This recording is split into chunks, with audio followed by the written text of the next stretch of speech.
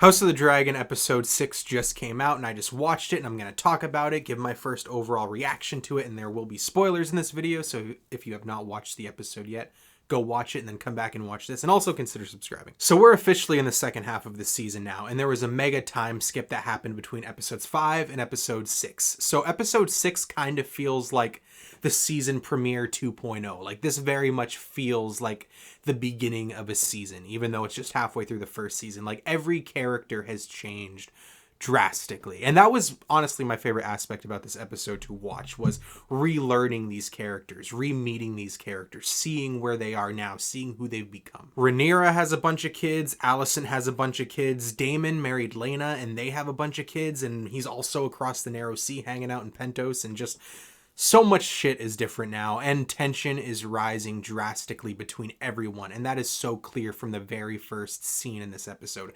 The very first scene is Rhaenyra giving birth, and as soon as she gives birth, a word comes in, and the person says that the queen wants to see the baby immediately. The baby was literally just born 10 seconds before this message came, and that right there was such, in my opinion, the perfect opening scene, just to show us that tension has risen drastically in the 10 years between episode 5 and 6. So let's get this out of the way. The new actors and actresses that have joined the show this episode, I like them all and I enjoy them all. And this show has very much become Game of Thrones 2.0 with this episode. Like, no doubt in my mind is this show now officially like just another version of Game of Thrones, because the first half of the season was obviously Game of Thrones. It was obviously set in the same world and I absolutely loved it, but it was a smaller scale. You know what I mean? Like, it was about the drama and the politics between this small family, or these couple small families, all within the Red Keep, all within King's Landing, and sometimes they ventured out, but 90% of the show was in King's Landing. This episode now, again, it's Game of Thrones 2.0. There's so much involved. So many characters are marrying different characters from different houses. There's so many children thrown in the mix now. Everyone hates everyone, or everyone loves everyone. Everyone has beef. Everyone has a score to settle with someone else. People are going out. Harrenhal is becoming a location. We're even seeing scenes in Essos now, like I mentioned earlier. They're mentioning Dorne a little bit. Like, Rhaenyra leaves King's Landing with Laenor in the beginning of at the end of this episode, and they go to Dragonstone. Everyone's branching out, and that's something I'm really excited about. I'm really excited to see more of King's Landing in this show and see how they expand the rest of this world even more. King Viserys is still kicking around. I thought that he died at the end of last episode, but nope, he's still alive, and he's a feeble old man, and he seems to not really care about being king anymore. He's not a bad king. He just doesn't seem that into it anymore. He seems very content and very happy with just being a grandfather and being a father. Like, he's just watching his children hang out and play around and train in the courtyard, while also watching his grandchildren, Rhaenyra's kids, interact, and he just seems so happy. And I have a feeling that he's not gonna last much longer, you know what I mean? Because as long as he's around, it can kind of be a way to stop war, and I have a feeling that war is gonna break out sooner or later. So I still think his days are limited, but I just hope that he gets a happy ending, at least. I hope he's not murdered. I hope he's not suffocated in his sleep. And if that does happen, I at least hope he's not aware of it. Like, this is a good dude. He just deserves to die peacefully. And once again, I say this a lot, but I'm going to say it again. Daemon is such an interesting character to me, because he's now married to Laena, and he seems happy with her overall. Something that I didn't really think would ever be the case with Daemon. I never thought that he would really be satisfied with any wife in his life. It didn't seem like that would be something that satisfies him.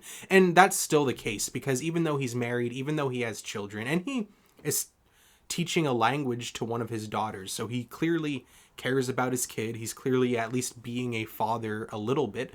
And again, him and his wife seem kind of happy, but there's still something about him that's so unsatisfied. We as the viewer, we don't really know that either. Like, what is it going to make for Daemon to just be happy in life? And what does he want? You know what I mean? Like, and that makes him a wild card in my mind, because most characters, we either know what they want in this world of Game of Thrones, same with the original show, we either know what they want, or they're little fingers, you know what I mean, who we don't know what they want, but they're clearly working towards something that they want. Daemon, again, he's just an oddball. He's an odd character. He's the wild card. He's just there. He's a powerful person with a powerful title, with a powerful name, but yet he's just kind of The one scene in this episode that I loved, and it was probably my favorite scene in the whole episode, and probably one of my favorite scenes in the show so far, was the scene that I mentioned earlier about in the courtyard, where Sir Criston Cole is teaching these new children how to sword fight and how to defend themselves and how to use weapons and that sort of thing. He's teaching Alicent's kids and Rhaenyra's kids, and he's kind of not really focusing on Rhaenyra's kids because he's still all butthurt about that incident from 10 years ago. And there's this tension in this whole scene between him, between the children amongst themselves, and then there's this new character, Harwin Strong, I believe his name is. And he was in a couple episodes earlier, but like he really became a main character in this episode. And spoiler alert, it's hinted at that he's really, or not hinted at, but it's kind of outright stated that he is the father of Rhaenyra's children. And there's this fight scene between him and Criston Cole, and I absolutely loved it. All the tension in this scene, I absolutely love, because it's just great set up for what we're about to see, just this family crumbling and falling apart and then eventually hating each other, which is kind of depressing when I think about it, about the kids, because yeah, Aegon kind of picks on Aemond a little bit, but you know, brothers do that. My point is that overall these children seem to have the ability to just live in peaceful harmony. Like there's this scene where Alicent goes to Aegon and she says to Aegon that you will be the king, that as long as you are alive, your life is at threat because you will challenge Rhaenyra's succession to the throne. And he's just like, then I won't challenge it. And like, it's this thing that really stresses me out, but I also love it because that's what Game of Thrones is about, is the political scheming. But like, it was kind of clear to me that if everyone just kind of chilled out, that these children would grow up in harmony. They would just be cousins and they would be very, very happy and like, just kind of chill out. But it's these parents forcing them to think with a certain mentality that is eventually going to make the children learn to hate each other. It'll make the children learn to see each other as rivals. And I want to talk about Harwin Strong again for a second. Like I mentioned earlier, he was in a couple episodes before this, but in this episode is when he really became a main character, like I mentioned. And already I love this dude. I really, really like this guy. It was really easy for me to be able to get behind him and to vote for him and to root for him and to hope he gets great storylines.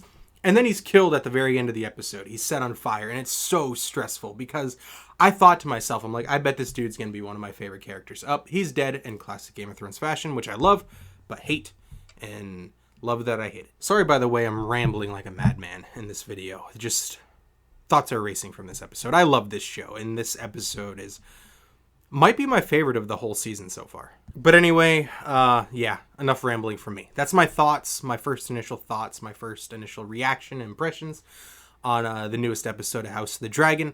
What did you think about it? Let me know in the comments, because I'm really, really, really loving it. And I have a feeling that the second half of the season is going to probably be better than the first half of the season, which honestly I was not predicting earlier. I thought that I was going to enjoy the first half more, but God, episode 6 was so strong. Again, let me know what you thought about the newest episode in the comments, and consider subscribing if you like this video.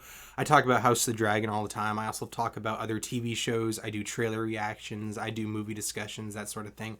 Collection updates, the occasional video game video. Yeah, just check out the page. If you like it, consider subscribing. And thank you for watching, especially if you watch this far.